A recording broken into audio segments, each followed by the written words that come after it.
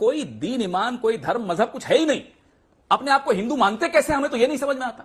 कोई हिंदू इस तरह की गतिविधि में संलिप्त हो ही नहीं सकता जिन गतिविधियों में आज भारतीय जनता पार्टी और संघ शामिल होता है। मैं उनको हिंदू में वापस से दोहराता हूं, जो मस्जिदों के सामने खड़े होकर गाली गलौज करते हैं वो हिंदू नहीं है।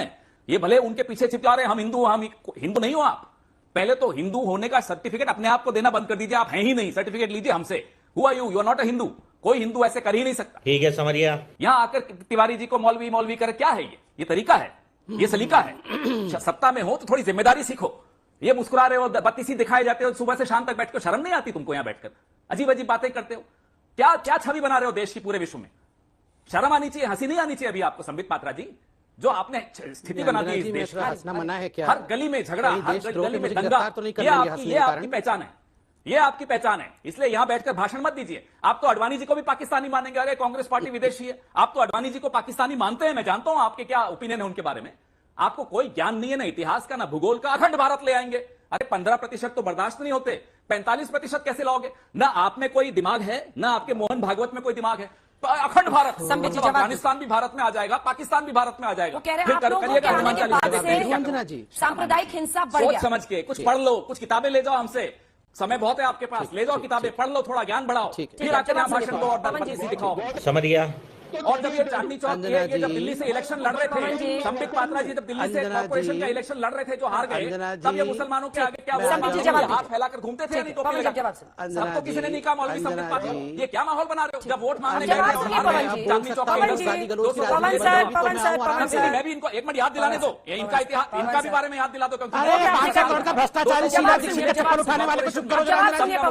शीला दीक्षित चप्पल उठा के चलता था, 500 करोड़ का प्रॉपर्टी बनाया हुआ है, इसको चुप कराओ अंजना जी। ये भ्रष्टाचार को चुप कराओ, बहुत हो गया।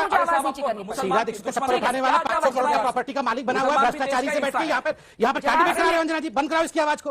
अंजना जी, मैं शांति से मुस्कुरा रहा था, उस पे भी हिंदुओं को इतनी गाली दे दी इन्होंने कि तुम्हारी इतनी हिम्मत, तुम मुस्कुरा रहे हो। हिंदू तो ऐसे हैं कि वो मुसलमानों के ऊपर आक्रमण करते हैं, तुमसे तो 15% भी संभाल, तुमसे तो। अरे सर प्लीज, ये अंजना जी, मैं इनके बीच में नहीं बोलता हूं, इनकी आवाज को बिल्कुल कम करके रखिए। ये लोग यही डिजर्व करते हैं। अंजना जी, इनकी आवाज को कम रखिए, क्योंकि मैं इनके बीच में नहीं बोलता हूं। मैं सबका एक एक करके जवाब लूंगी, जिसका नाम लूंगी वही बोल पाएगा। ऑनर उसी की आवाज जाएगी। इन बेवकूफों की आवाज को कम रखिए। अब ऑनर जिसकी आवाज जाएगी उसी की जाएगी। प्लीज प्लीज प्लीज समित। देखिए अंजना जी, मुझे तो बहुत तकलीफ होती है कांग्रेस की ये हालत देख करके। आज पवन खेड़ा जैसे व्यक्ति की हालत आप देखिए, मतलब खाली गाली देना बच रह गया है, बाकी सब कुछ इन्होंने कर दिया। कितने शांतिप्रिय तरीके से डिबेट चल रहा है। ये जो बौखलाहट कांग्रेस पार्टी की है, ये जो हिंदुओं के प्रति नफरत कांग्रेस पार्टी की है, आज कांग्रेस पार्टी का एक बात अंजना जी याद रखिए, जिसने हिंदुओं पर, निरीह हिंदुओं पर गोली चलाई, जिसने भगवान राम के अस्तित्व पर सवाल खड़ा किया, जिसने हिंदुओं के खिलाफ षड्यंत्र किया है, याद रखिए ये सनातन का पावन भूमि है, ये शंकराचार्य की भूमि है, यहां उनका अस्तित्व मिटेगा ही मिटेगा। राजनीतिक अस्तित्व समाप्त होगा ही होगा। यूं ही कांग्रेस का अस्तित्व समाप्त नहीं हो रहा है, खत्म। जिस तरह से ये कांग्रेस, इन कांग्रेसियों ने षड्यंत्र करके 2013 में एक बिल इंट्रोड्यूस करने की कोशिश की थी, जिस बिल में अगर देश भर में कोई भी दंगा होता है तो उस दंगे का जिम्मेदार केवल हिंदू होगा और कोई नहीं।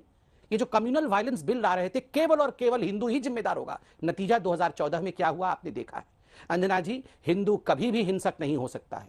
हनुमान चालीसा का उच्चारण करके हम कभी मुसलमानों के ऊपर, हमारे भाई हैं, कभी किसी के ऊपर हमला नहीं कर सकते। मगर हनुमान चालीसा और हिंदुओं के ऊपर कांग्रेस की ये जो बेचैनी है, कांग्रेस का ये जो षड्यंत्र है, ये ऐसे ही नहीं है। इसके पीछे बहुत कुछ है, इसके पीछे बहुत कुछ इन्वॉल्व है। आप समझिए सोनिया जी का कनेक्शन, आप सोचिए राहुल जी जो विदेश जाते हैं, आप सोचिए ये जो पार्टी इनके किस पैसे से चलती है, इसके पीछे इतना कुछ है कि आप भी समझती है, मैं भी जानता हूं, अब देश के लोग भी जानने लगे। कोई बात नहीं। तीसरी बात, आप शांत बैठिए, चुपचाप बैठिए, ठीक है, वो चुपचाप बैठिए पवन जी। इसके बाद फौरन आपके पास आ रहे हैं। देखिए देखिए एक सेकंड, मैं एक सेकंड चिल्लाना बंद करिए। मैं एक सेकंड पवन जी के बीच में, अंजना जी आप इनकी आवाज को कम रखिए, मैं इनके बीच में नहीं बोला था। ऐसा नहीं होता है अंजना जी। देखिए मैं किसी के बीच में नहीं बोलता हूँ, मगर ये जिस प्रकार की बौखलाहट की भाषा का प्रयोग कर रहे हैं। जी को मेरे साथ दिखा दीजिए। पवन जी प्लीज सर, इसके बाद आप ही जवाब देंगे। पवन जी प्लीज सर आवाज कम करिए, ये लोग पूरा मानसिक संतुलन खो बैठे हैं। देखिए अंजना जी, ये शांत होंगे तभी तो बोल पाऊंगा।